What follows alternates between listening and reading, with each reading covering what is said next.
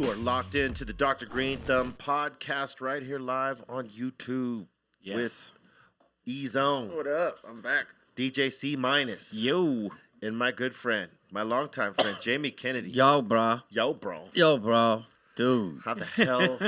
I'm going to come back and do your other pod. And then we'll get toasty, but... Yeah, we got. But I can't do it because I got shit to do today, and I'm already, you know what? You know it's crazy. I'm a little loopy right now. Let me tell you something. I walked through a plume.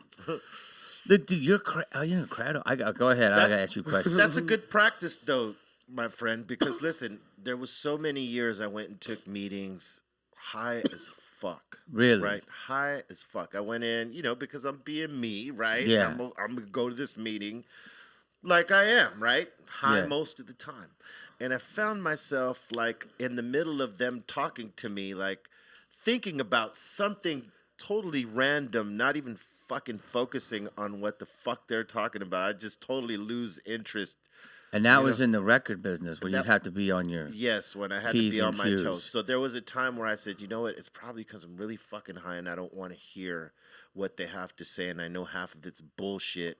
So I just would tune out. Right? The weed would allow me to tune out of the conversation, and half the time I would miss what the fuck was being said in the meeting. So I said, you know what? I got to be more on top of this shit. I'm not going to go to those serious meetings when we're talking about serious shit. High Look at the size of that fucking weed joint. Yeah, imagine. He's like, I got to be serious. That is so thick. No, but imagine bro, taking one of these let down. me take you out of the smoke box, bro. Right. Do you understand? Compared to normal humanity outside of DTLA. Bro, when I walked in, you already had one of those. And you were deep on one. Yeah. That's done. That's a newbie. So I'm done for 2 months. My brain. How much weed do you smoke a day? Oh, man, that's somebody said this.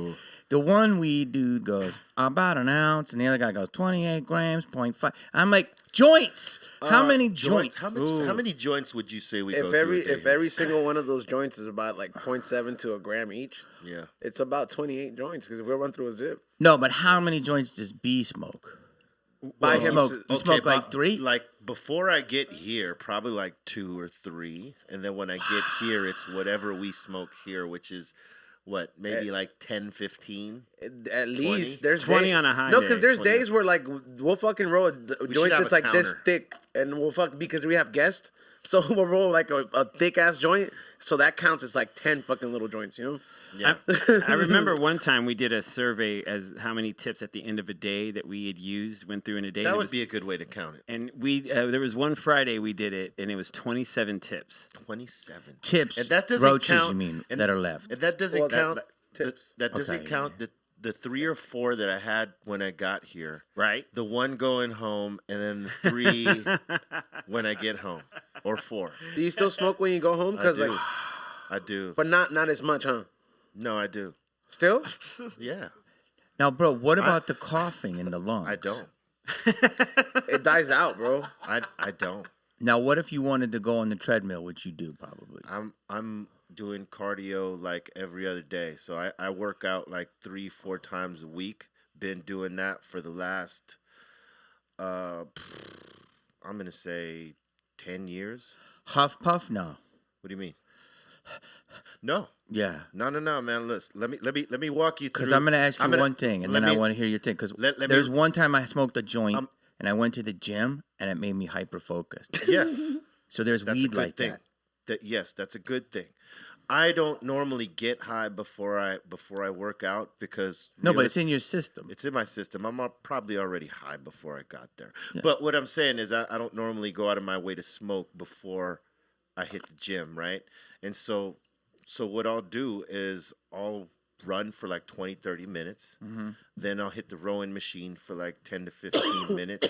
And then I'll jump rope for 10 minutes. And then do all the other supplemental shit, But I'll make sure to work the cardio. And not for the smoking. The smoking, it's all good. I have a technique where I don't carry the smoke in my lungs that long. It's in, out. An old school smoker taught me that, that you don't have to hold it in. That's what's damaging the lungs when you hold the shit in too long. You just inhale, exhale right the fuck out. So that's one thing. But because that's what they would say. Hold it. Yeah, because that was the old school bullshit. The higher you hold it, longer you hold it. That's the just higher like you running out of air. You're not getting higher. You're holding your breath and cutting off fucking oxygen to your head. But what I was saying is, I did the cardio more for obviously health reasons, like to keep myself healthy, but also to be able to do the hip hop shows at an hour and 30 minutes every other fucking night for 20 days and shit like that. Yeah. So. I always kept my cardio game up, and I guess that helps with the smoking. But I don't really get the cough shit like that. I cut out blunts so many years ago, and no, but this isn't a blunt. No, this is the blunt has a mix of both, right? Well, it's like a Swisher Sweet. It's a tobacco leaf. Yeah. Wrapping up cannabis or whatever. Why did you cut them out? Because too much. He does hate them, bro. You were right at first. Why do you? I don't hate because the leaf is too coffee. Hate is a big word. Why do you hate the blunt? Or why do you not prefer? Well, I'm high. I don't. It's the thing with the blunts for me, why I got off of them in the first place is blizzies. Because I got off the blizzies because after a while, you if you smoked them, right, that in the morning you'd be spitting up that brown shit out of your motherfucking lungs. That was one. All right, now two. After shows and before shows and sometimes during shows, we'd be smoking blunts, right? And that would be hard on the throat. Yeah. The harshness of the tobacco leaf would always feel like it was scratching at my throat like sandpaper. And back then, Muggs and I would drink, Jack Daniels along with them blunts. So that was adding to, the voice sounding fucked up in the middle of the tour. Like the first couple weeks I'd be good, but by all that blunt smoking and the fucking whiskey and all that shit, my voice would be fucked up. And then I'm spitting up that shit. So I decided, you know what? I'm going to cut out the blunts and go back to papers and see how that works. And after I did that, and I learned some breathing techniques through an opera singer on how to keep my breath control right in spitting all those goddamn words compacted in those quick BPM style beats. Yeah. Because you got to learn the breath pockets so you don't sound like you're running out of breath. Yeah. Once I learned that, got off the blunts, I didn't spit up shit. My voice didn't go hoarse again. I totally was cool. So I stood off the blunts. And occasionally I'll smoke them with, old school homies, like let's say Busta Rhymes or something Snoop like Dogg. that. Snoop Dogg. But even then, he'll smoke a joint before he asks me to smoke. He'll smoke his own blunt. Well, like he did. That's what I'm saying. The bucket list, I've already smoked with Snoop, so I have to smoke with you. I would say that would be a Mount Rushmore smoking, right? Who are the other? Tommy, you, him, Tommy Chong. Right, Tommy. And then, Chong, you have to pick the other one. It's like a scavenger hunt for you? No, it's like, well, there's, people that are unknown as the kid. Well, maybe Willie. Maybe Willie, Nelson, right? Willie is the elusive. Yeah, that's one. like that's Right? like I catching a haven't unicorn. smoked with Willie. You haven't? No. No? Wow. We've been trying to get him in the smoke box. You have to but go to him, dude. He we lives have in to a go to him. ranch. I think we're going to have to drive up to Texas, Jamie, and make this shit Dude, happen. that would be bomb. That would Film be the whole bomb. process. Right? Why not? Right? Have you talked to him? Finding Willie.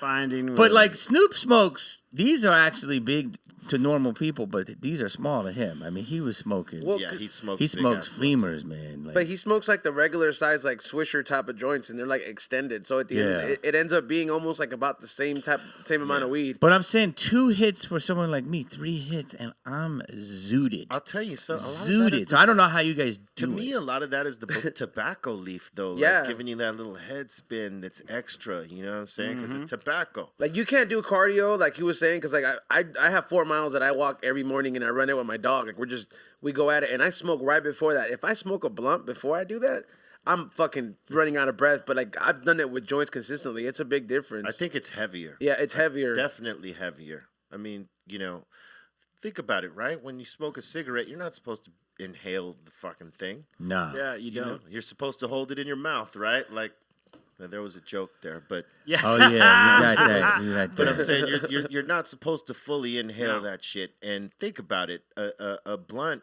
is made of tobacco leaf, the wrapping anyway, and you're inhaling that. So that's why people start spitting that shit up, and you know, that's the least of it. You know, for me, I didn't like that shit, so I had to cut that shit out of my weed diet, if you will. Yeah. And so that's amazing, man. Because you can just, do you ever get mad? Mad? No, because I get really mad a lot. And people don't see it, but, you know, but you're so chill with me, and I obviously know that you're a full-rounded individual. You have every emotion, but you are. I would think, even if you were mad, that would help. Yes. Cut Hell that yeah. down, right? Yeah. That shit does, man. Like, But you still get mad. Yeah, The fact I that mean- you can still get mad after 6 joints. Yeah, it's intense. tough. it's It- a temporary mad though. Like it's quick. It's quick. Like I've seen him get pissed off at something, and then you're like, oh shit, and then you're like, you almost count it down. You're like, if after 10 seconds, like he's not back to normal, like you know, Then it's it's, like, it's some heated. serious shit. Serious, yeah. No, you know, it takes a lot, you know, because I've learned. I used to be a mad individual.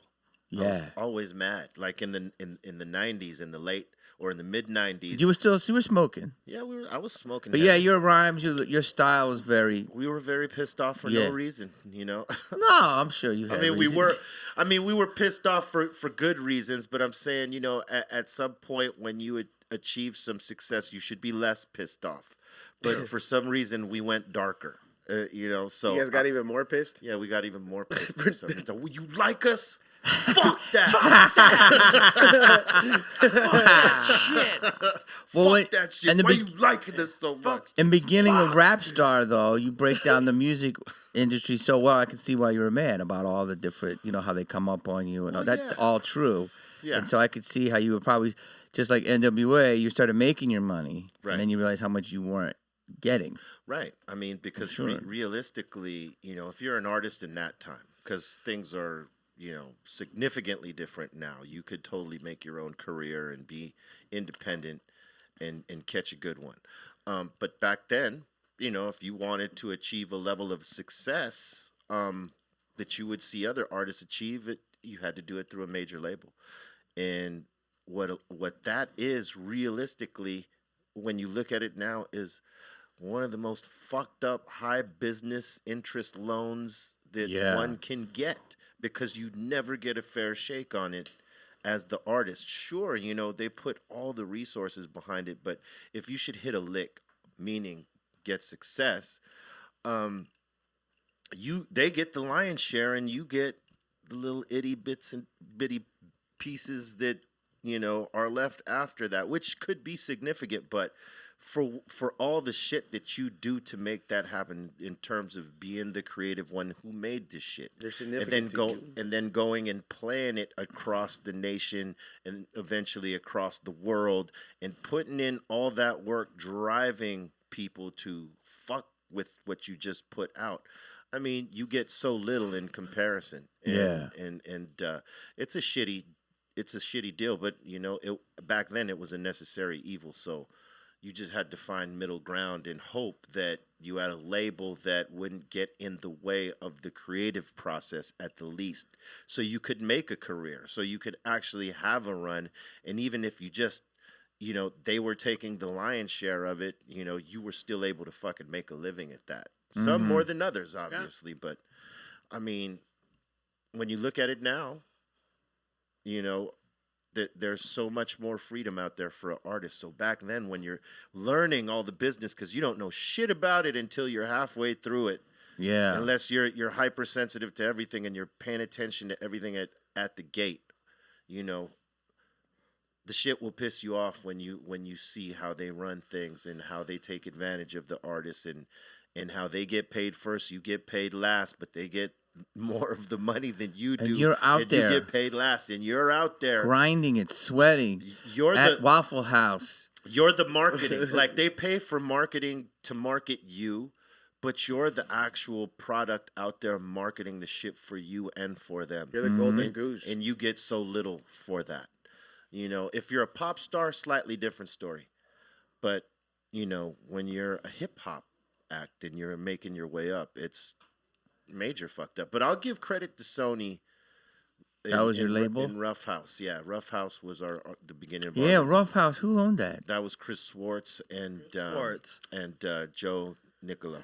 or Okay. Nicolo. Nicolo. Everybody has a different way to say that. We call him the Butcher. Rough House The Butcher. Records. Joe the Yep. Butcher. And they were distributed by Sony. Okay. So, you know, we were connected with them and Sony, and you know, they treated us fair, man. They let us do whatever the fuck we wanted. But, you know, at times we were like definitely questioning why this and why that and how come. And that's always the fucking three things the artist will say when they don't see shit going in their favor when it should. And but, you know, to their credit, yeah, they were pretty fair to us, and they let us do us. They didn't get in the way. And I can't say that they ever robbed us. You know, we're one of the That's big. we're one of the few hip hop groups that can say, you know, we had a good run with our label. Dope. And we left on good terms, and you know, none of us feel that we got robbed by Sony or Rough House. We actually had a great relationship with them. Very rare. Yeah. Very rare. Very rare indeed. Yeah. Fuck yeah, because if you ask most, nah, man. Fuck them. And they Where's still my owe money? us. They still owe me. Yeah. No, Yeah. man. And that's what Prince was always saying. Yeah, and I'm free. And even if they did owe me, I wouldn't let it, you know, fuck with me that much, because realistically, if I get bitter about that, it might get in the way of me going after the new bags. If I'm tied up in trying to get the old bag Yeah. that I may never get, you know what I'm saying, or that they're going to give me a hard time to get, just fucking focus on the new bag, That's a good outlook. right? Yeah. Brush it off. Yeah. Jay-Z said it, bro. You know what I'm saying? Yeah. Brush your shoulders off. It works. Right now, I do feel a little contact. Yeah. It's crazy because I feel, here's what I feel. As you're talking, I'm behind myself. Does that make sense? Yeah. What is that? That's You know what I mean? That's totally in the, I'm you're a totally little in the bit. vibe right now. I'm You're like, totally look at the vibe. engineer just got his glasses on. If people could see, he just went full on Johnny Cash. He's hilarious. That's Skinny Pablo back there, man. Dude, he showed me that picture, bro. I'm not, am I allowed to bring that up? Oh, God, dude, I saw a picture. He photobombed. Oh, yeah. Wasn't that a great photo bomb? Jesus Christ. Hey, we all gave him shit, but we also gave him credit because it was such a good one. Good placement. Yeah, I was DJing that night. You got to show people at home that. Oh, yeah. I was thinking You're thinking somebody's there. sit back there. Yeah, Should there I hold it up? Look Should at I hold it up? I'll hold it up. You wanna hold it For up? the people at home, let me hold this All right, up. so I'll set So up this. I asked if B Real ever got mad because he's, you know, he's chilling. He's like, only one time when I photobomb. I'm like, what's the photobomb? And he's like, that. Like, yo. It's yo, a great photo bomb, though. Yo, come on. That's genius. I dude. only got mad for a minute. Dude. And he's so faded. But, like, Yeah, you know, the face you he did made- get in the middle of some shit, though. No, I was DJing. I was DJing at this hip hop club called Effects. You might have been there Yeah, because you know what I'm of saying? course. And it was one of my, like, I've DJ'd there like a few times. Me and Adam are really cool, and every now and then he'll ask me to come DJ. So that week he hit me up out of the blue. I was like, yeah, fuck y'all, I'll come down, and I spun a pretty dope fucking set that night, right? And you know, I was high as fuck, but I hadn't had any drinks. And normally when I DJ, I'll have a drink or two just to fucking loosen up. Because the weed is standard. It doesn't do anything to me to motivate my set. You know, Okay. it's actually having a drink. So I hadn't had a drink, but I was just, you know, fuck it. I'm going to vibe this one out. And I was just playing I was playing hip hop shit and some soul shit and some funk, right? I was mixing it up because that's, you know, in that club, that's what you do. You go from different eras of soul and hip hop and funk to what is it? The 2005 or some shit like that. So from 77 to 2005 or something is the years of the types of records you're gonna play, right?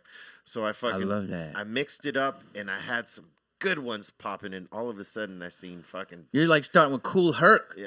77, and going all the way up. No, I can't remember exactly what record I hit, but I seen Chappelle come like out of nowhere, like, yeah. Then Chris Rock came on the other side. He's like, oh shit. And they're rocking with me, and you know, didn't notice it until after they were on my side, and it was immediate pressure.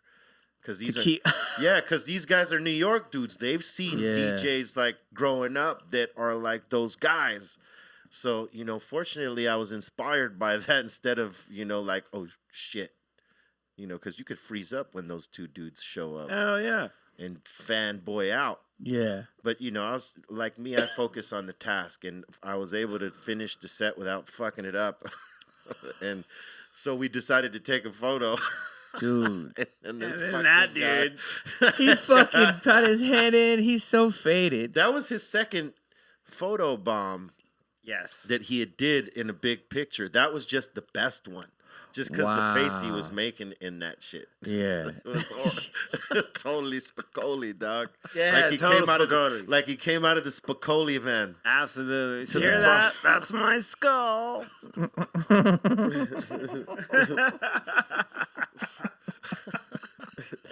I mean, I aspire to photobomb someone just like that. Yeah. Dude, Yeah. There's an art to it. Look at this dude popping up. Sorry, man. Oh, yeah. Freaked me out for a second. Like, what the fuck is He's that? about to photo shoot you real quick. Yeah, real quick, like. Yeah, I think Jamie's high. Yeah, Jamie's high. A little Hey, bit. let me You ask cannot not be high. Okay, so how about like when you go up to do a routine, like or a set at a club? Do you go up when you're stoned, or you wait till after?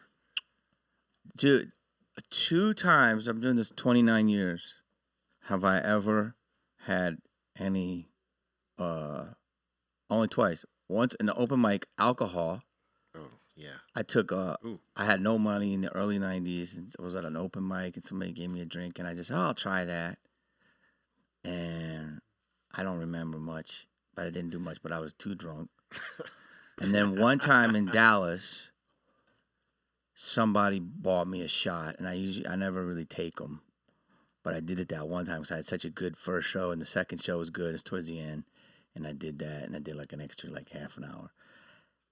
But I don't feel myself. I don't feel like, for me, you don't feel connected to yourself. Well, my instrument is so last week, and you'll dig this, is that I did this show in Missouri called the Blue Room Comedy Club, which is incredible. It's this guy's just made this dope little box, holds 130 people, and they're there for it. They're there on the ride. They want to hear jokes, but they also want to just vibe with you. Yeah, they come to chill with you, and it's tight, and it's small ceilings, and the sound and the lights are incredible, and it gets a mix of everybody. And so a lot of these guys are doing this like kind of gentrification in places. They take old bars, old buildings, and they say, yo, let me come in and do this. I'll give a cut of the door. And this is a place where I just bet on myself. I'll just say, give me the door. And the guy's great. And I do really well there. The crowd, Jesus, see what happened? I just got high. So wait, the crowd. What did you ask me? Do you ever get high? Oh, no. You were talking. Oh, so this lady said to me, she says, at the end of the hour, and I was going to do like an hour, and then I was feeling so good, like I did an hour 20. And she goes, so as people somebody asked me a question, how it happens, and you're like, yo, this ain't a fucking Q&A, but you'll take it because you're feeling good. Yeah. And she goes, how much drugs have you done to do this show? And I said, I'm stone cold. And she goes, that can't be. And I said, why? And she goes, because it was too good. You're too loose. You're too free. And I said, well, that's why I'm here. Like, because this is why I'm supposed to be here. Right. And I go, what do you do? And she's like, I work at a bank. And I go, that's why I don't work at a bank, because I wouldn't be able to exist. Like, I found my place in the world, which is you like me because I'm up here doing what I'm supposed to do. So what would take a person that works at a bank to do that to get to where I'm at, which I don't know if they would, right, performer-wise, she thought I needed to be that. And I said, this is... And so I was like, it was like a compliment, but an insult. I was like, lady, I'm doing what I'm supposed to do. It's like asking you, hey, how'd you rap so good? What pills did you take? I don't know.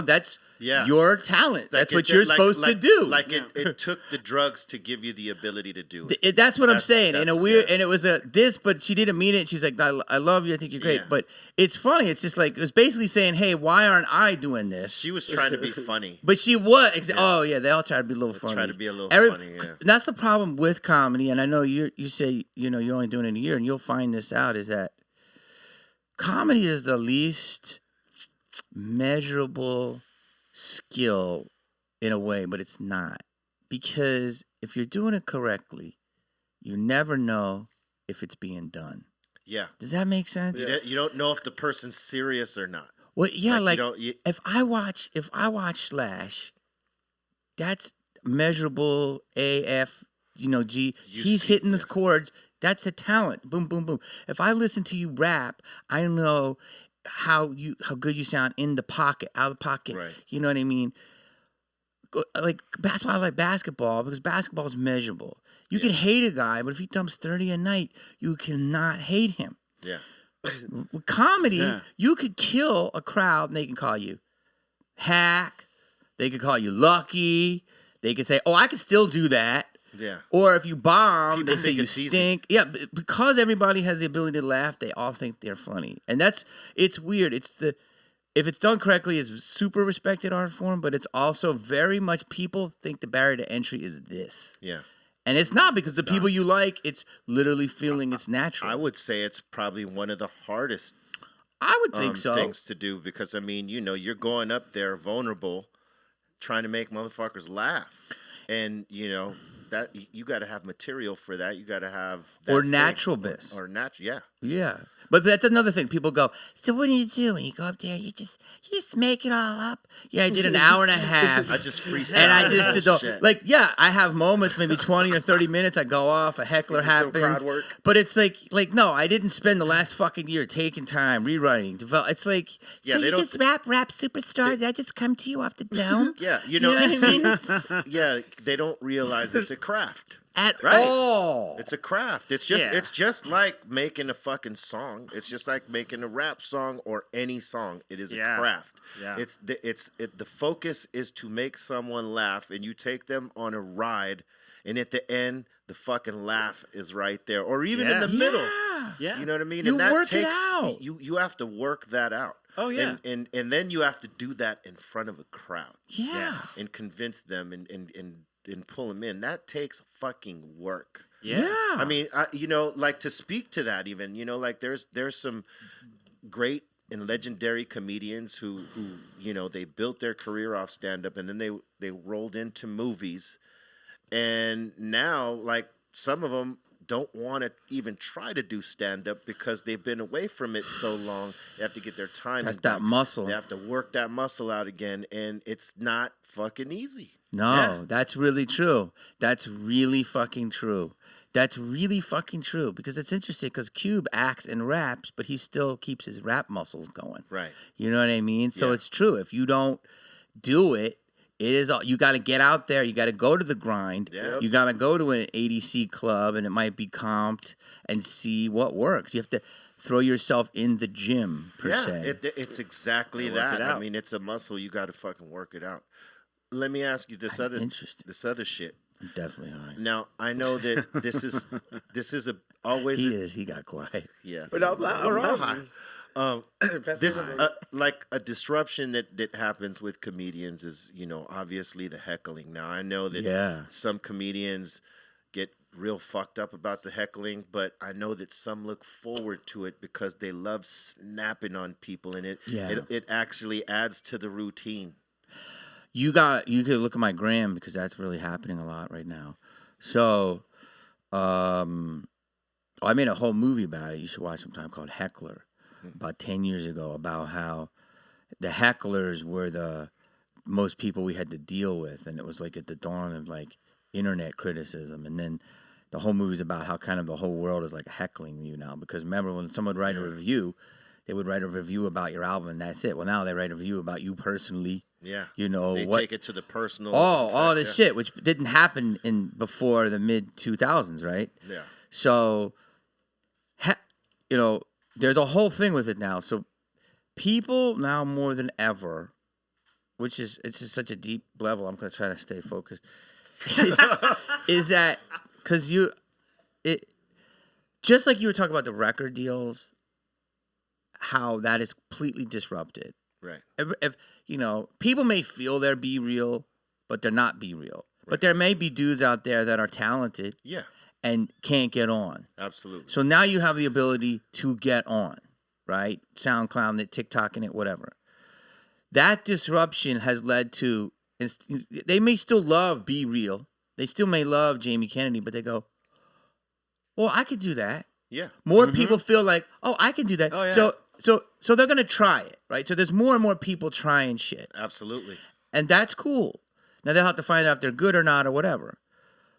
But with that, heckling has come in the worst it's ever been because if you can tweet, yes, I have opinion. Absolutely. Instagram, oh my ass. Yeah. 1,100 likes on my ass. I am fucking hot. Oh shit, my Facebook, so it's that ability that it's a heckle culture. Well, they have this pride, and look, there are YouTubers that'll stomp on me in attendance. There are Instagram models that have way more followers. I may not know what mark they left when the aliens come and they uncover shit, right. But I think I've been a part of a couple things that they'll go, damn, this shit, Jamie Kennedy was in that. You know what I mean? But you know what I'm saying? There can be 18 million Instagram followers and it's just because of an ass, and I love an ass. But you know what I'm saying? So yeah. the heckle culture, because of the ability to communicate, has gotten more people empowered, which they should. But I feel there's a disrespect there. There is. People lead with disrespect. Yeah, dude. It's not based off of, what I didn't like about the track was this or that or this or that. It's like, you know what? Fuck that motherfucker. He's played out. He shouldn't even be doing this shit. And da-da-da-da. Fuck that track. Fuck him. And it's got nothing to do with any of the shit. It's a disrespect lead in. You know what I mean? And it's because of that. I think. And it's about doing your research, having healthy respect. I could tell you, this weekend is. So, do I mind the heckles? No, I invite them. Am I tired of my act? Yeah, I'm writing a new one. So I like it when shit is disrupted. I'll go with it. You know what I mean? But I won't actively seek it out. But I do have that thing where people feel like they can talk to me because I'll fake it a lot. Like I'm really talking to the audience, but they really believe I am. Have you ever seen a comedian freeze when that happens? Oh, fuck yeah. Totally fucks them up. I'm not going to name names. I've seen some big comedians that do not like it. It's like, this is what I plan to do, and, people get tossed out. But for me, I have a word, and everybody who comes to my shows knows it, and it's only when I go to this, when it's the worst. The only thing I really can't deal with, which I don't think any comedian can, is table talk. Yeah. So Shut the fuck up while the routine is happening. Yeah, because it's like, if you say something to me or you heckle back or whatever, we can play with that. But if someone's like, doing talk, they're having, and it's like, it's just that's like this disrespect. Well, yeah, there's nothing there. You can't even, and people around, and it's a disruptive thing. So it's, unless you call it out, and then if they don't deal with you, and then they do it again, right? So they can sniper you. So my word is avocado. Avocado, and everybody switches up on. Well, they have no idea, and the audience will kind of laugh. And then, this week, I said, "Yo, they made guacamole," because I'm gonna post this thing. But a guy got crazy, and I lost it. I haven't lost it in a long time. The dude was just yapping. Great show, yap, and then the fucking dude went over before I even said avocado, and the guys, well, fuck you, motherfucker, and fuck this club, and fuck that, MFing everybody. A, during the show, B, very loudly, C, MFing everybody. And I said, who said fuck you? And he goes, fuck you, I said it. And I'm like, really, Cooter? And I started going on, really, Cooter? And I said, skin to skin. I was like, I felt a little embracing, and I was so fucking angry. They grabbed him and his whole group of 12 people. And I'm like, you all are pussies. You had 2 assholes. Do not enable bad behavior. Stay. Right. Let him know that he was a fuck up. They all fucking laughed. And the crowd was like, fuck that. But it was weird because I was so angry because I took 2 planes there. I did 2 podcasts to promote it. I did the morning news. We had it sell out. I'm tired as fuck. It's my 5th sucking city, my 5th day in a row. It's like, dude, I'm trying to get through it and you're fucking just shitting. And all these people are mad because they can't hear. So I just, had a weak moment. Yeah. You know, it happens. But It's the worst. when you go to a show, People don't realize it. I mean, they think I'm an asshole. Listen, though. I mean, when people go to a show, you're going to watch the show, and everybody else around is going to watch the show.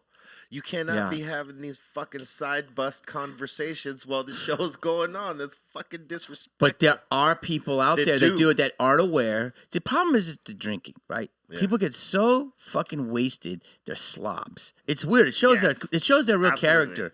They're like these. It's the truth juice. Yeah, like these people that go out and they're like, "I've got it together. I'm a banker, but alone." And then they go out and they're like, fucking trying 3 to, drinks. They're the most belligerent motherfuckers. Yeah, ever. grabbing, women. Oh yeah, no. So it's like worst. Yeah, right. But then if you do a weed show, everybody's straight up zombified, right? And it's like you think you're doing good. People, they don't laugh. They just go, "That's so true." You know what I mean? It's like that's their laughing, right? So people get so wasted at these clubs, and it's like they don't have accountability. I get it. Yeah. It's the weekend. It's pent up. You want to go. But I had a great heckler this weekend. This girl is an example of a reformed heckler. She was cute, just redhead, with her boyfriend maybe. I don't know. The other side friend, I have no idea. And she was talking kind of loud, but commenting back on my jokes, saying lines and stuff. And it was a teeny bit disruptive. Yeah. And then like after a while, and I kept saying stuff. And then I just smashed her. I said something I remember, I forget. And then I said, you know what, just, you're, something like you're a ginger. I forget what I said. And she's like, I am. I'm stupid. And she just kept saying, I'm dumb. I fucking interrupted. I'm stupid. I'm an idiot. And she kept saying how bad she was, and it was cool. Yeah. Because they wanted to throw her out. And I said, no, keep her. And she watched the whole time. And she was a reformed heckler. Yeah. I didn't hear her. And I commented at the end. I'm like, you actually were a reformed heckler. That's cool. Rare. And that's cool. Yeah, she was cool. Because it's almost like a fucking art form. I mean, Andy Kaufman planted a heckler in there because he wanted it to be a part of the show. Yeah. And a part of the spectacle. And, who knew it would be the thing that everybody fucking thrives off of now? Like, because back in that time, people were fucking pissed off at the heckler and pissed off at Andy, Yeah. Because it would go so far. Yeah. But now it's like you see that shit now and it's like the regular. Well, it's also like I think people want an experience. You know what I mean? Like I'm all good for jokes and whatever, but it's like I want to go. There's too much pressure, but it is stand-up comedy just to like make people laugh. But there are people that just want to escape. To me, I want to listen. I want to hang. I've been watching so much George Carlin lately, and I'm starting to think like he was just more of a prophet. I mean, it was commentary. Yeah. Well, he's hilarious, but to me, when he gets a laugh, it's a huge laugh. But it might go a minute or 2 minutes. Yeah. But you're just like, yeah, totally. Like he's just more like this prophet of what's really happening, and you don't need to laugh as much. But when I laugh my dick off. Yeah. But and that to me is the best type of comedy. Yeah, his comedy was definitely different because he would take you on on some real shit that was relatable to everybody. Yep. And to me, he's the realist. And pulling no punches. No. None. Like Richard Pryor is a realist, but it was about Richard a lot. Yeah. And about society. I don't know enough, but it was a good, healthy mix. Yeah. George was the realist, but it was always about the injustices of society. Right. Peeling back to the curtain to the point where I'm like, yo, dude, that's like scary you're saying that because people don't want. He knew all the bullshit. Yeah, and he said as much. Oh yeah. And he said as much, and he didn't pull any punches. But what's cool about George Carlin doing it is that there was never any at least visibly, you never saw anyone trying to railroad him and no silence his message. No. You know what I mean? Like they really couldn't. No, and I was thinking about this today, this weekend actually, is that when people try to silence you, they basically, you've hit a nerve with them on the message. Absolutely. So the shoe fit? Yeah, like if you want to that's why cancel culture is bullshit. Yeah. What did they say that you want them canceled so bad? There's got to be something in there that is if you're offended, that's on you. It's a new power. It's a new power. But it's a bullshit power. It's It actually is. people that are insecure. I'm not saying we should let people, practice hate speech and all that. I think we should but if you cancel somebody, that's also a form of hate speech because it's basically not letting you have a voice. If this person hates you, you got to get to know why and find out if it's part you, all them, part them, whatever. But they do deserve a voice, whether you like it or not. It's silencing. Right? It's silencing a voice. Yeah. Basically, at that point. And that's what's interesting. But I feel like it's not that big of a thing as it is. I think it's basically like this. You got corporate greed, right? Right. And corporate greed really doesn't really realize what the fuck's going on. You do because you're playing the Hippodrome in Paris. You're also playing a sideshow down in fucking Lawndale, wherever. You're doing shows all over the world. You're in the mix of it. That's how I am. I'm in the mix as a comedian. And not letting people curse on TV, an example of corporate idiocracy because everyone curses. Yeah. So no one would give a fuck about it. So the same as like the people that get canceled, it's like a few people get together on Twitter. I don't know, might be a few thousand, 10,000 at the most, which is a minor fraction. And they're like, yo, this is a bad look. It got in a few big publications, dumped the whole thing. And it's like, who are you appeasing? Yeah. Who the fuck are you really appeasing? Because I'm out there and I see a lot of people that aren't offended and a lot of people that are like, who the fuck is this? But everything should be looked at and addressed. Do you think it's old protocols? What does that mean? Meaning, like, TV and radio have had this get down since the fucking, 40s and 50s? Yeah. 50s, and they haven't adapted and evolved. Oh, old protocols. Right. Yeah, dude, it's totally like, I watch CNN sometimes. I watch Fox News. I watch everything, and it's like the uptight shit which they present themselves. Yeah. Mm-hmm. But it's like, that's not me. I'm not relating to you. And, and nobody I know is. You're absolutely right, though, because, we do travel and we're in other countries, we're in other places like that. And you see where their television and how they present shit is way more evolved than what the fuck we got going on. They'll show nudity, not porn style or whatever, but they'll show nudity. They'll fucking, at night you'll hear programs where they use more mature language, as they like to fucking call it. Whereas here, you're talking about other countries. Yeah, in other countries. Bro, when I'm in Beirut, they show that terrible shit on the news. Yeah, and they show real news. It's informative. Like, if there was a bomb explosion, you see it. It's uncomfortable, but at least you know what's up. When you see what's happening around the world in their news and, like, in world news, but in other countries, you see how much they dumb us down here. Dude, it's crazy. America is like this great place, but people don't realize what it is until they leave. And a lot of people don't fucking leave. Yeah, till you leave, you don't realize how good we got it. That's why immigrants lap our ass when they come here, because they realize how fucking the shit they came from. And Americans are born into this spoon. I know I was. I was born into this beautiful fucking spoon. I mean, I'm the definition of a white male Hawaiian shirt privilege. Thank God I had the city of Philadelphia very close to see that, okay, maybe it isn't as easy for other people as for me. Thank God I started taking the subway with my mom when I was 9 and to see every culture. Right. And to see crazy people in the subway, to see a drug deal, to see a dude shitting in the street. So it's, as we do today. Yeah, you know what I mean? And now street. There's people in Encino that might not see that. I'm sure they do now because of the internet, but there are bubbles. Yeah. And I think, sure. there's just not a lot of bubbles. There are bubbles in other parts of the world, but that's why when you see somebody come from a poor country and lap, because it's like a fucking blessing even to escape that place. Because they see what kind of work they got to do, and coming from where they come from, the work is 10 times as hard. Oof. And to get the kind of money that you would make for the work that you would have to do here would take you forever. Bro. So that's why they lap. Bro, I've shot 3 different times in Africa. South Africa, which is considered not a part of Africa. It is, but it's considered like the more chill part. You know what I mean? But I shot in a place called Pretoria, which is called the cradle of humankind, which is kind of where they found the first bones of man. Right outside of Joburg, which is Joburg. That's awesome. Joburg has a little, gangster vibe to it, but I felt cool. But again, I had a personal driver. I did a movie for Universal Studios, and I had a guy with a piece. With a piece. So I felt very cool. Right. Strapped up. But they have beautiful malls, just like the Grove and all this stuff. But they also have, hardcore stuff. They have the real shit there.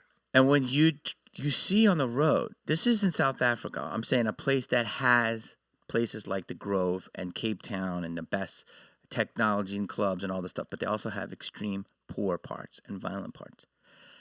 You'll see African people that were born there walking on the road still with stuff on their head or just walking, okay? And also, I'm telling you, they have Uber, they have everything that we have here, even more advanced. We're just walking. And then my guy was driving me, he would tell me, there was a saying in Afrikaans, I don't know it, and it says, a man dies by the road. And I'm like, what does that mean? He goes, when you go, you leave your house, you kiss your wife, and you could die because the amount of traffic accidents and people get hit by cars sometimes because they're walking on the road. These people will walk miles to a job that pays them shit and walk home or to a bus. And I was like, wow. Like, I knew it, but I didn't know it. I'm like living like a king. Yes, going to these other places. I performed in the Philippines. Fuck. It was two types of people. Ballers like I've never seen, like people like with their own personal lion den. Palaces. Yes.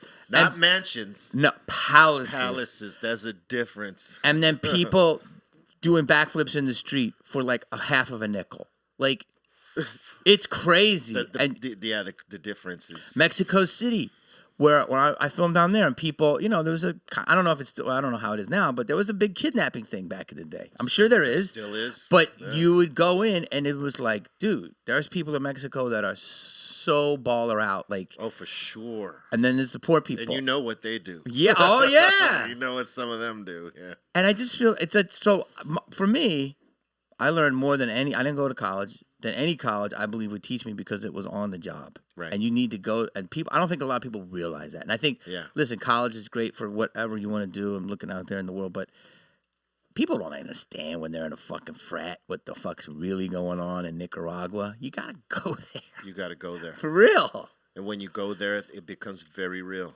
Yeah, dude. When I did one of the most rewarding things ever, this got to the chatty weed because I got me chatting. Nice. Is I did USO tour, and I got to go to Baghdad. How was that? That is the most rewarding thing I feel I have ever done. And I mean, I'm telling you, I've had my name on a movie poster on the marquee, A Man's Chinese, 3 different times. I've seen my name up there. I know. And that's like a... That's a big fucking well, deal. that's like a moment of like... As an actor, that's a huge fucking... Yeah, that's like a, a bucket moment of like, Yeah. I've hit some kind of thing in my...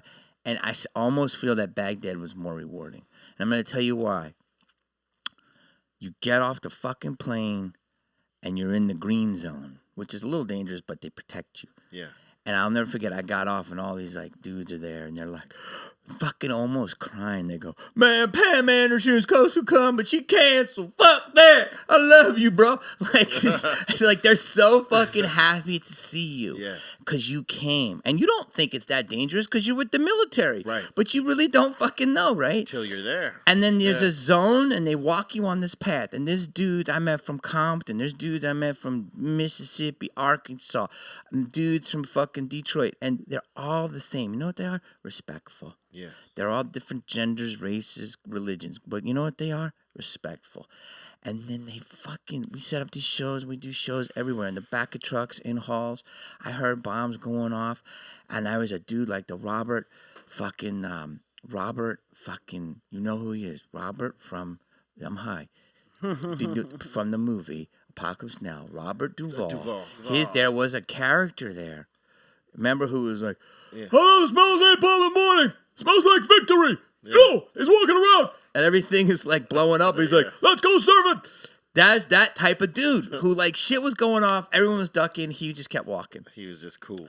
Stone cold. And I felt so like I was doing a service. This is the first time I ever performed not for myself. I didn't perform for my, lack of love I felt I got from my family, or the big paycheck I was getting, or for the honeys that were watching me in the audience, or the fame, or the perks, or because I was funny. I was performing for people to make them less fucking hectic, so that when they go out in the fucking crazy fields, because they got the hardest job. And I felt like I was giving them a true, like, little pillow of comfort for 8 minutes. And, like, they had my DVD and I'd sign it and I go, dude, we play this shit in the tank.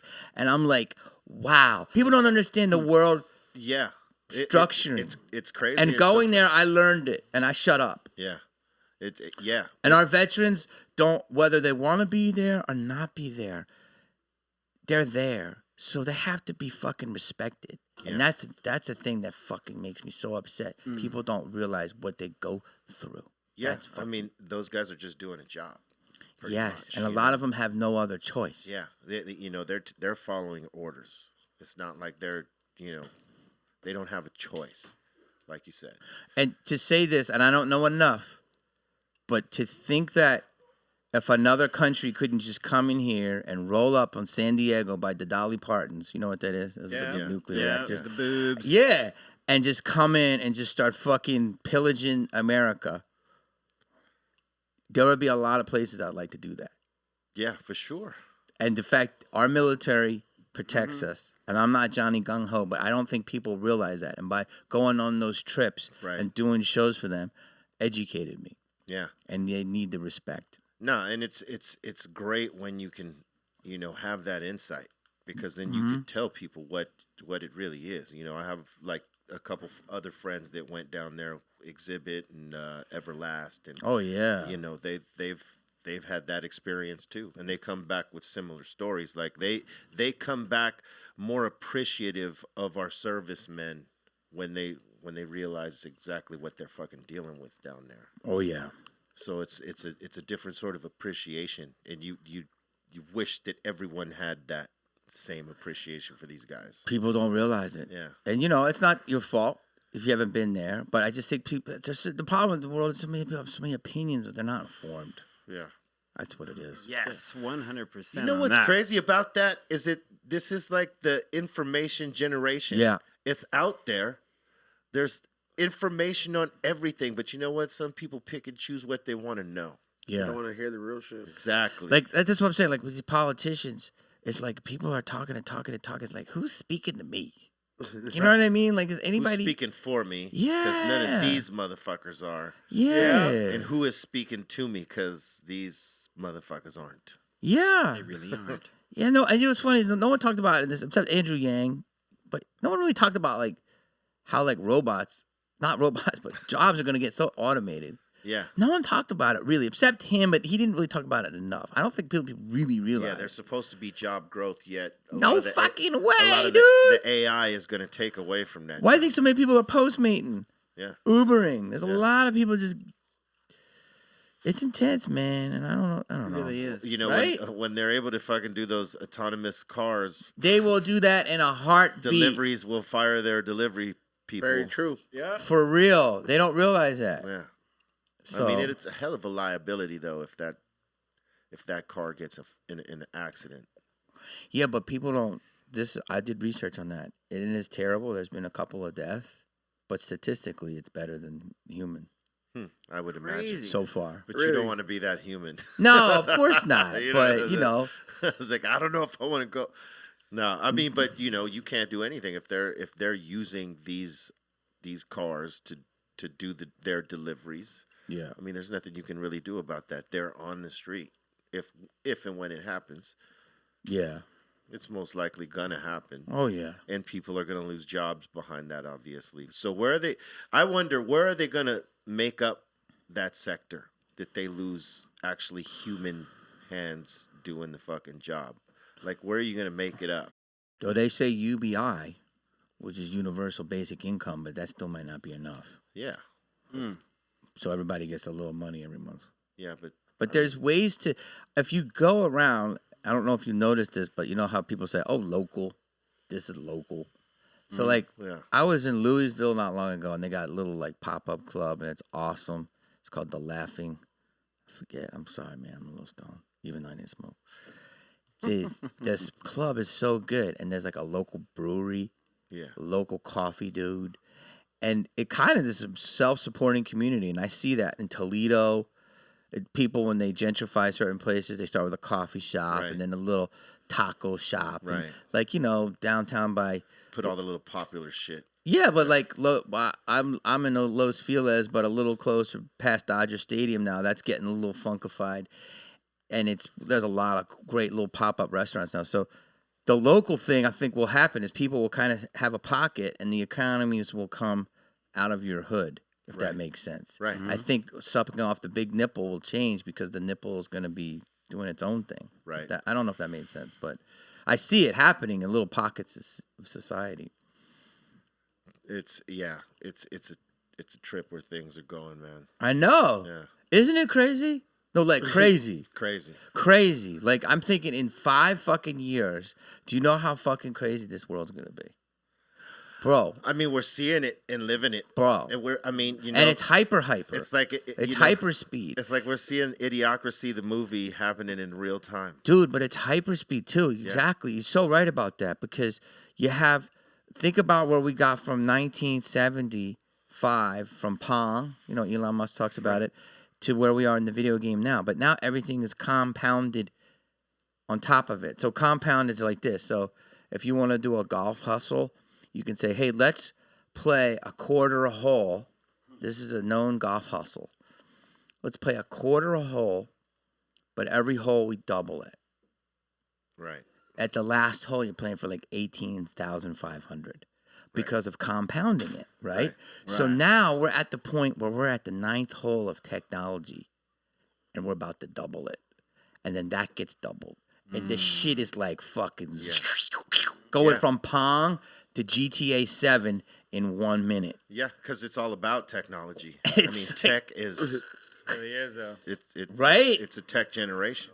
But it's so fucking crazy because I don't think people really realize how fucking crazy it's about to get.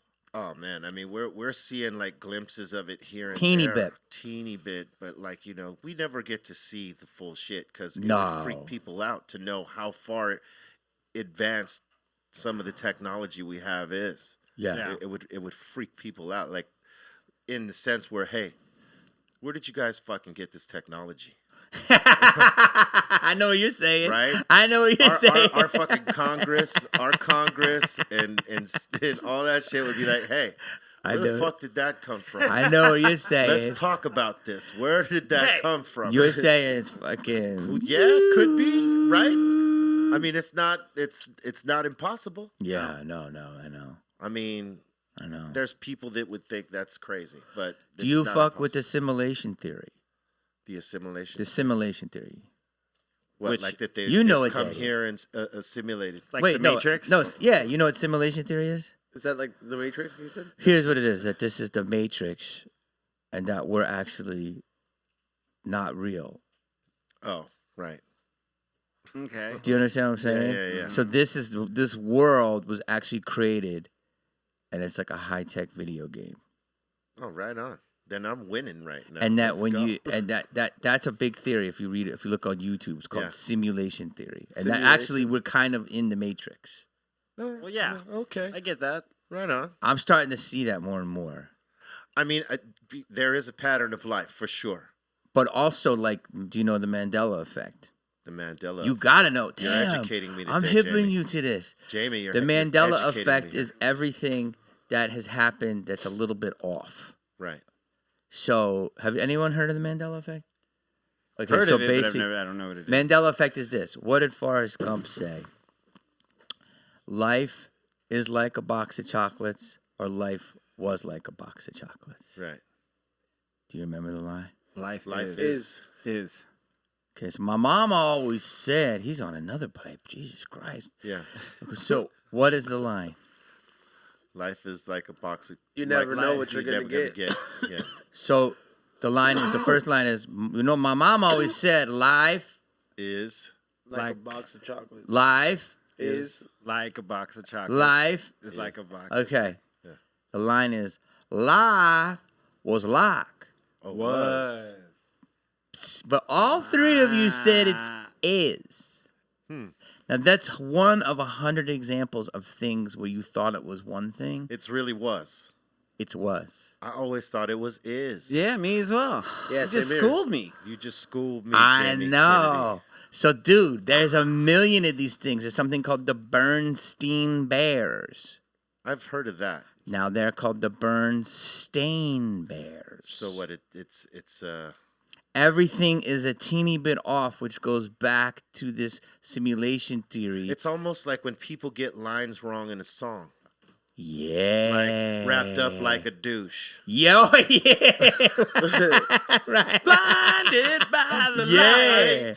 Right? Right. So Worked up like a douche. everything is a teeny bit off. Gotcha. Okay, let me ask you this. Does the Monopoly man have a monocle or no monocle? I believe he has a monocle. No, he doesn't. I thought he had a monocle. What does he have? No monocle. No monocle. Yeah, he doesn't. People think that because of Ace Ventura movie. Wait, Interesting. really? Yeah, No, he has- I thought he had a monocle since the beginning. He has no monocle. No. So that's what So this. what the fuck does he have? He's got just two eyes. Yeah. So there's a line there that's made to look like a monocle, but it's not. There's no monocle. No, he doesn't. It's made up. It's made up. It's in your head. You thought you saw the monocle. I did too. That's crazy. So there's like, you should go later on, look up Mandela effect on YouTube. That's and there's crazy. all of these things that you think is one way, and they're another way. And it's fucking insane. So they say that what happened is we glitched. Right.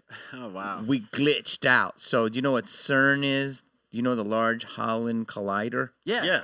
So that is basically the way of smashing our Particles. particles Yeah. to kind of recreate the Big Bang Theory. Right. They say there's a lot of reasons why people did it, but they say when they did that, they achieved it, but it kind of just like knocked time a teeny Slightly bit off. Yeah. So if you believe that this is happening 20 times, just a little bit different in each universe, if you Right. will. Right. Parallel. That what we did is we kind of jumped. Right. And it's fucking fascinating. And if you look at some shit, it's weird. That's crazy. They say that's how Trump got elected because it was such a wild thing that just a dude with no credits Right. actually did it. And even though he didn't win the vote count. Yeah, because he was an underdog the whole way. Yeah, he didn't even have the majority vote count. Yeah. But and so they said that was like, unheard of in politics. So it's just little stuff like that. Well, that's a big one. Yeah. I love this. I wish I had all my theories in front of me. Those are good theories. Yeah, your I like smokers are gonna watch. Because I mean, realistically, yeah, I mean, you would have to really point those particular things out to know that, yeah, a lot of people have it wrong in those specific little things because what bit. they thought they saw and what was really there. Yeah, man. Yeah, that's crazy. I always thought there was a fucking monocle. You thought there was a monocle. Little rich bastard had a fucking, I'll gladly play you Tuesday for hamburger. That's Blimpy. No, Yes. That's Blimpy from From Popeye. Popeyes. Yeah, But- yeah. no, that's his name wasn't Blimpy. Wimpy. Wimpy. Wimpy, but Blimpy Burgers. Blimpy Burgers. Yeah, it was Wimpy, but Yeah. see how that's fucked up? Because that was Wimpy from Popeye who liked burgers and Blimpies. It's burgers. Yeah. Right. See, Wimpy and Blimpy. And aesthetically, I kind of think the dude from the Monopoly game. Monopoly game and Wimpy kind of maybe look a little. He's the overweight version of the rich guy. Yeah, there you go. yeah. That could be I that. don't know. I'd have to take a look, bro. But Maybe because they had a hat. Wait, let me Visually- just. They both had a hat. Yes. But see, the thing is Let me look for more. the little rich guy had a top hat. Yes. And we Wimpy had we like had a just a derby. regular, yeah. He had a derby of some Yeah. sort. I'm trying to look if I could Google, but my damn internet's down for Mandela effects for you. There's so many of them. I'm gonna look it up. Dude, but there's Now just that you said it. technology is like so exciting. Like it's the best time to be alive. That's why people like are so mad, but I don't know why they're so mad. Yeah, they shouldn't be so mad. But again, I'm a white male. do you meditate? No. But I feel like when I do comedy, it's meditation. I think so. I feel like when I'm like acting, it's meditation. It's like the one thing that makes me feel good. Yeah, you're in a space. Yeah. Where you feel at control and at ease. Let me ask you this, because I feel like right now this is kind of meditative. Yeah. Because we're talking, we're all in the same vibe. So this is like a new thing. God, you got me talking about some weird shit. Have you ever thought of this? Like, I don't know I'm sure you guys are all married or not married, whatever. But there's times where you've lived, let's say. Yeah. You may have had randos. Right. Right? I got this new theory, and I haven't messed around with randos in a while because I feel like I don't want their energy. Right. Oh, that's true, man. Like, I actually feel like when you have sex with somebody and if they got a bad energy, it's an energy. it can go on your wiener. I'm dead serious. Right. Well, you know what I mean? I hear you, though. Like, seriously. I mean, I don't know like, on your wiener, but I think it'll like linger in like. Do you know what I'm saying? It links so to it's you like, through your wiener and yeah, then like, infiltrates your whole being. You know what I mean? Like, Yeah. I'm starting to believe that shit, like, you suck up their energy literally through their juice. And I was like, so I was weird, and so I haven't been doing that. Well, it's definitely I was wondering if you felt like that. It's well, yeah. When I was single. When for you were sure. single, yeah. For sure. Yeah. Like it was about a vibe. Yeah. And sometimes, Absolutely. you might have got with it, a chick that was hot, but like the vibe wasn't there, and it was and it was like not a great experience. Nah. The worst. You know what I mean? I think it's all about a vibe. Or you might be with a stinko who's amazing. Not as hot. Yeah, right. But amazing. Right. Right? But I think it depends on the vibe, right? But realistically, you are given an energy and receiving one. Yeah, you're receiving a You know lot what of I'm saying? energies. It's So you feel like that, okay? Yeah, you can't run through like 4 or 5 girls in a week, and then the next week is gonna be the most off week for you, man. Like that's just happened before. Yeah. It could be the energy. Run through. I don't know if you can say that in 2020. He means having a nice, a nice evening. It's also about like sometimes you got to go through the randos to get the regular. Oh, for sure. I'm not saying that, and I'm just saying though, like literally though, I feel that like if you have sex with somebody, then they have a weird vibe. You could actually.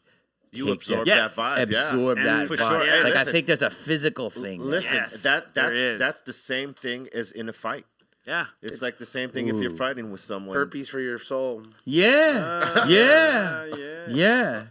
I don't know if I call it that, But yeah. STI for the mind and no, it's You just said STI. Wow, that was super woke. Do you know what that is? Do you know what that is? super woke. No, the STI. Oh, STI. So you can't say STD anymore. Oh, so it's a STI But now. it's a sexually transmitted infection. because Okay, a all right. disease is bad. Okay, yeah. They So want to you label got- it as something else. They so- want to relabel. Yeah, because if you have like little crabbies jumping off your pee-pee, Quabs. you're still a good person. They're springboarding off of you. You're right. So it's just a temporary setback before Yeah. you get those crabbies Yeah. washed off. I mean, come on. The fact that you said that, I haven't heard many people say that. Only like the super woke Brooklyn heads. He's woke. C minus. STI. I stay woke, It's so I ain't STI. gotta get woke. I have a small STI open sore on my left testicle, but it's. I mean, what's people? It's gonna be small. okay. That's what people say now. You can't say disease. It's like so. Yeah, I mean, as a comic, that's got to be a fucking Hilarious. pain in the ass because you. No, it's funny. It's funny. Because people will love it that want to hear it. Love it. Yeah. Super polarizing. So people that are gonna hate hardcore. People that are gonna love are gonna just. But you want them to talk about it either way. Yes. You don't want them to walk away from it like, whatever. You want them to either love it or hate it. Yeah, I've had more and more recently. I've had people come up to me after shows and talk to me about certain jokes. I want to punch you in the face. And it's never been like this, but and I let them have their moment with me and get it out. But the fact that now everything is being Yelp reviewed, it's yo, this ain't the house to do that. This is the house of jokes where everything is supposed to be tried. off limits. Helping the fucking jokes. This is like going to the man. gym Oh and my. going, yo, you can't use that bar. Nah, it's happening everywhere. Like when I was in Canada, there were certain clubs that like would have to have a sign that said, "Remember, this is a comedy show." So if you're They did? Yeah. So if you're easily offended, get the fuck out. Wow. I haven't seen that. Like it's this. I think you're gonna do that more and it's more. this place called Yuck Yucks in Toronto. Yeah, Yuck Yucks is legendary. Well, you know, that's a good disclaimer because it's like letting you know, hey, look, if you're sensitive, you know, this might not be the show for you. A lot of comics that do have that material too, man. It sucks because they're great. Like I have a friend called Jason Rouse, craziest fucking dark comic you can ever see. Yeah, Jason's he's hilarious. He's crazy, but he goes dark. But he's doing jokes. In today's fucking world, like in how fucking pussy kind of like Hollywood has kind of got it in a sense, like. It fucking hurts them more than instead of remembering that they're seeing show. You know what Jason's the sweetest guy. He's just telling. He's playing a character. Yeah. You know what that is? I'll tell you what the equivalent of that is. It's when albums had to put the sticker, the explicit sticker on their fucking albums, you know, and some stores in the South and in other regions would not take a fucking album if it had that sticker. Yeah. You know what Bible I mean? Belt and all that. But it also lets you know this is adult material. So like you could so crazy. If you're gonna buy this for your kids, let you know. Explicit lyrics. I remember that shit. Lyrics. So like these days, people are gonna have to put disclaimers on their fucking, you know, when people come into the fucking club. Meanwhile, porn is being served up right when you open your computer. All day. Yep. Well, I mean, you gotta look for it. To the point where you're bored. Every so it's minute, like, every moment, every minute. This is what I'm saying. Like what you just said. A fucking joke is a fucking thought. Okay? It's not real. Yeah. It's a fucking thought. The thought is real, but it's not being executed in physical form. It's being said in verbal form. It's material. Yes. So that the fact that people will take that, like I did something joke the other day. I was talking about something and something smelling something in the audience. Somebody in the audience like, ew. It's like, I said to the person, I go, did you just smell it? Did it actually smell? Was that a joke? A scratch and sniff joke? So the fact that people get fucking offended, you're getting offended by ideas. And that's crazy. That's crazy because that means right? That means jokes from the late 80s into the 90s into the early 2000s would not fly right now. People would get so fucking offended. Bro, before that, I did a show the other night, man, and Mindy Rickles, shout out, who's wonderful, who's a great comedian, Don Rickles' daughter, brought her mom, Mrs. Rickles, and she told me, she's like, you're crazy. That was great. Which is, you know, the highest praise I could get from Don Rickles' wife. Right. If anyone's seen it. I mean, she's lived with funny forever. Oh, my God. I'm just like, gives me goosebumps now. And you're saying this, the 80s and 90s, go back in his era. Yeah. I mean, Don is from the OG. Go with Joan Rivers. Oh, yeah. You know what I mean? And I'm not saying we don't have to get better, but again, there was the term, I was just kidding, might actually be fucking outsourced. Yeah. Like, it was just a joke, may never exist again. Right. Like, yeah. Dude. It's crazy. It's like, People have to change up the way they deliver something these days and put different thought into it so that people don't get offended. And that's like putting the handcuffs on a comic, I think. Yeah, I mean, it's a time of, like, you know, I always say there's two types of people in the world. There's people that with a sense of humor, and then there's people that aren't very intelligent. Yeah. And there's just a lot of people out there who are getting butt hurt. They would never go to a comedy club anyway or be fans of comedy, but since you can see everything now, they're getting it and they're getting offended. But they would never have consumed those records, those specials anyway. Yeah. It's crazy. But I also think, like, that stuff about the explicit lyrics is like the South. It's like, you know, Bible Belt. And all that's why the dudes are like, you know, preachers and stuff. Like, homosexuality is bad. And then they're in the stall, you know, like two at a time. It's like, dude, just be real. You know what I mean? It's like.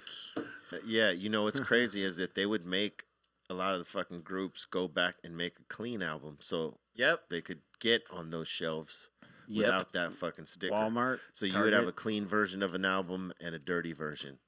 I remember that. Yeah. I didn't want that. I wanted the explicit version. I didn't want it either. But they, you know, labels would make you do that. That would be the one thing. But who are the labels kissing ass to? because your music is your fans do not want Well, watered down shit. when you look at it like from the label standpoint, is their business. They want to be on every shelf at whatever cost. Maybe So- get some 10% more. Yeah, so if it's like, here, we'll give you a budget to go in and clean up the album, go da-da-da-da, because we'll get in more stores, we'll sell more records. That's what we want, right? Get it on the radio. And if you're a young artist, you're like, yeah, I guess so. All right, I'll go in. In some cases, they just bleeped out words or silenced a couple of words or reversed them, or some went and back and respit some of the fucking lyrics and shit. So, it just depends how the artist chose to do it. But most labels wanted you to have the clean version so they can get on every goddamn shelf. And, that's why most cases you'll hear a lot of, the dirty version and the clean version. And really mostly in hip hop. No other genre, is really like that. Yeah, rock maybe. I think really. hip hop threw the expletives around like a motherfucker. Oh. See what I did there? Oh, yeah. Explicit lyrics all over the place because Explicitity. there was a lot of fucks and shits and motherfuckers and bitches and. But not shit. when I first got into it, it wasn't. I was like Fat Boys, like we're rapping about hamburgers. Well, yeah. We were rapping Stick 'em. Cool Mo D. hell Freaks yeah. coming out at night. That wasn't really. I didn't hear that until I heard. Not in the beginning, yeah. I think it was the West Coast. Yeah, the West Coast. I think the We're West so Coast bad. when the so first bad time at I heard NWA, I was like, Most I dangerous was shit ever, Well, right? it was like, yo, parents just don't understand. I'm like, yeah, Fresh Prince. Like I was. Yes, LL was like, hard as hell. I mean, absolutely. Those records weren't that aggressive in terms. but they were of- great. They were awesome. And They I'm were just amazing. like, but you're right. When the West Coast opened it up, Yeah, but I'm saying, like even as the West Coast, when the West Coast opened it up in I think technology more than anything, when it allowed so many artists to come in and just talk about what they wanted to and how they wanted to, it as a whole, it created this shit where it's like, dude, think about it. When I was growing up in Philly, Curtis Blow, Fat Boys, Kool Moe D, EPMD, Rakim, that's who raised me from like 6th grade on. oh yeah, for sure. Word. And I didn't even know if there was. Will Smith was the first rapper outside of New York I remember because it was like New York. Yeah. Right? That's kind of where it was born, right? Yeah. So then Will jumped in and then Guru came out of Boston. But when the West Coast opened up, it was a whole new, mind-blowing style and how hard it was. It was I heard a crazy. teeny bit of Ice-T. It was crazy aggressive. But it was the Ice-T. mixtape, but it was a little bit from Colors. Yeah. But it was darker and deeper, darker. Like talking about the gangs. But then when NWA came out, and the floodgates were just I think you and everybody. I think because the approach down there, up on the east or up there in the East Coast, right, is they were a little bit more seasoned by the time, shit would be allowed on radio. Oh yeah, You know what I mean? So yeah. we're okay. We know that we want to get them on the radio, so we can't have them cursing. Whatever's on the album is, it is what it is. But whatever the single is has to be clean, so that they don't have to go out of their way to clean it. You know what I mean? And I think on the West Coast they just let us be us. And said, fuck it, we'll make them go do a clean record later. I think they 'cause did. It was just the rawness of it, and it was a whole different get down. But Oh my God, so different. Yeah. Like it opened, like, cause I'm trying to think of like how the East Coast, you didn't see that voice, I don't think, Right. as much in the East Coast, did you? nah, not so much. I mean, you did later, but it was more on the vibe of what, Fat Joe and Pun. When MTV had Raps, I always thought they were so late to it. But see, I was listening to Run DMC, Yeah. and literally getting the tapes, like the pass around tapes. I'm like, what the fuck is this? And then when, they mixed with Aerosmith, that kind of brought it on the mainstream. Right.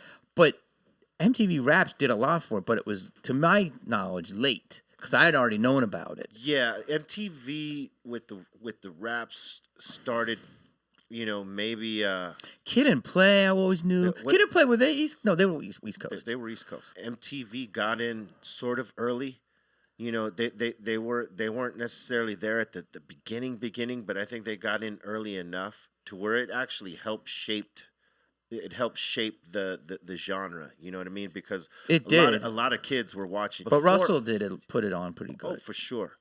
What I noticed is that before Yo MTV Raps, it was radio that would break records, and then when MTV came, and then radio sort of followed suit with what MTV was doing, and that was the same shit I think that was happening with Yo MTV Raps, where Yo MTV Raps were embracing these records and these artists and making them a part of certain events and promotions and shit like that, and it forced radio into following suit, because they're seeing the effect that the kids on MTV it's having on them. Yeah, MTV was more relevant. Yes, But I actually want to say, I think I saw you for the first time on The Box. Yeah, The Box. Remember The Box? Because I never knew a third base though until MTV and The Box, the music box. The video music box. Late, I want to say 89, 90. Right. And I want to say that you know, Jesus Christ, your boy. Everlast? Yeah, Everlast. I want to say I saw him in his group there. People were, you know, the ones calling in and saying, yeah, that's what I want. Yeah. So you would know if you had something then, because it was all related to what the people were calling in and asking for. It was very much by request, because that's what the whole deal was. It was requesting a fucking video. Wasn't that $2.99 a call or something? Yes, you call it, pay $3 money on the and shit. request this shit. See it on the bill. Your mom would be like, "Hey, why is there 18 calls to the $3.99?" box? What porn site is this? Fucking $300 for a phone bill. What the fuck is that? Dude, that's so funny. But wait, you know what I was saying? Like for hip hop, like special ed, that was like the example of like Yeah. I got the it hip. made. Yeah, it was like he was rapping. He was like kind of bragging about humble, smooth. You know what I mean? Yeah. And then, like I said, when the West Coast opened up, it was just this dark, like, yo, I'm gonna fucking kill you. I'm gonna fuck your bitch. I was like, whoa. But then that opened it up to the Yay, which you think, oh, it's California. That's a totally different vibe. Totally different Which it vibe. opened up to you guys, which is almost the IE, Latin, Mexi flavor, gangsters, vatos. That's a different vibe. And then when it went to Atlanta, so all of these. So many different flavors. Yeah, which you didn't know when you first started. And that's what's beautiful about Well, that's the whole thing. the thing of being able to do it. Yeah, Knowing technology. It evolved into all these different faces, you know, where it might have had one in the beginning. Before I go, because I know you're hitting here, because I just want to hit you on this, because you're one of the OG masters of this. Hip hop was truly a black man's art, would you say, as it started, correct? You know, it could be looked at that. Yes, it could be. So let me ask you this. To me now, how rap has expanded in hip hop and how it's just gone.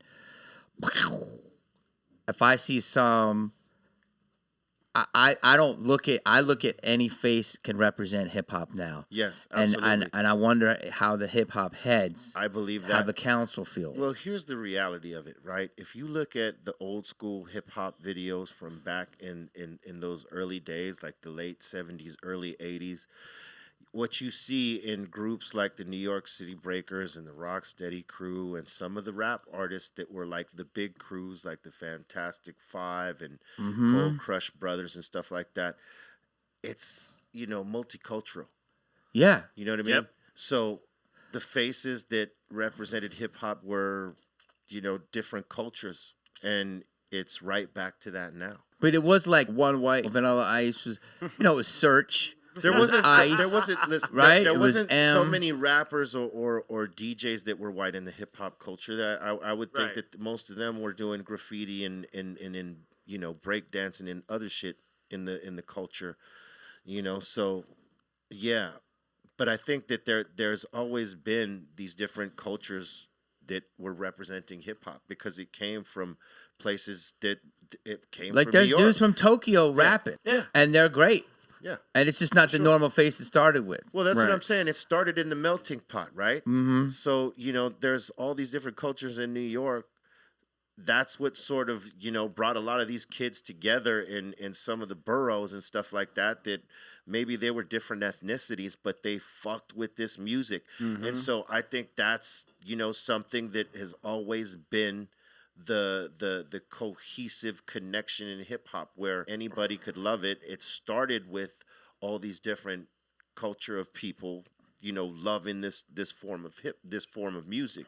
So I think it's that times fucking a million now. Well, because that's what I try to tell. Yeah, and I try to tell people that, because you know that whole thing of culture vulture, or what do they say, cultural appropriation. Yeah. And I just hope that people realize that sometimes that's not happening. It's just people love the art. Well, yeah, they love the art. For sure. And for sure. You know what I mean? And just because they weren't part of the culture that started it doesn't mean that they don't love it. There's really no one face of hip hop. Yeah. You know, because there's so many people that represent it. Good. And I think that's in the hip hop aspect and in the rap aspect. Because it's two different things, I think. But, that's a valid fucking point right there that you brought up. Because nobody really talks about that, you know? And hip hop is made up of all these different people. Yeah. You know? And it's great that everybody's able to get down with it now on a whole different level. It's one of those things. It's like it's gotten bigger than we could ever imagine it would ever be. Yes. The minute I saw the Rice Krispie dudes rapping in a cereal, I was like, holy shit, it's here. It's here. You know what I mean? That's when I knew. It's here. And it's never going anywhere. And it's never going anywhere. So get fucking used to it, man. Yeah. Who's not? Right? Who's not? Yeah. Who's not? At this point, who's not? Hey, man, I know you got things to do. You got meetings to go to, man. Dude, I don't even care at this point. I want to thank you for taking the time for fucking, you know, popping it off with us. Always. One more. We're going to do one more next week or 2 weeks. Yes, the smoke box coming out. Yeah, man. We're going to have a whole different conversation. Look at him, dude. We're going to talk about aliens. Look at him, dude. Oh, he's faded out Look at him, dude. He did 2 fucking small legs, and then he did, what is in that? That's what happened. How are you going to go and do your taxes? It's tax season. Yeah. He's going to have a hangover. Hey. I hope you don't have a set tonight. I have 3. Oh, my God. Yeah. I wouldn't be able to talk. He'll bounce back. Yeah. He's used to it. He's good at it. He trains here. You guys got any shout-outs before we roll? Yeah, you get tomorrow you can catch me over at the Ace. And you can, at the rooftop, I'll be DJing from 3 to 8. And then also at the Low Boy from 9 to 1. You're high, too. I'm super big. I could tell by the way you're talking, Chief. Yeah, what? Make sure you guys check out the new episode of High and Hungry out now. And that is featuring the one and only OG Cannabis Cafe that you could go in there and pretty much smoke, even though B-Real's been doing it at the Rainbow before that. Yep. But yeah, we finally went to the trendy spot, and it ended up being a really good spot. They have a lot of good plant-based options and regular options. And also, if you want to catch any of my sets, make sure you follow my Instagram at ezonethefirm. I usually post up wherever I'm at every single night. That first part was a commercial. Yeah. I heard that. That was smooth, though. I'm going to be in Tampa the last week of April. April 30th, May 1st and 2nd, Tampa Side Splitters, one of my favorite clubs in the world. And then I'm going to be in Fort Lauderdale, the Hard Rock, June 23rd to the 27th. Boom, boom. I'll probably have a few more in there, but go to jamiecanyon.com to get all of your needs. Boom. Leave comments. Subscribe to the channel. Fuck with us. Get down with Dr. Greenthumb's dispensaries, the Sweetwater collab with the Insane OG. And, you know, we'll see you next week. Wow.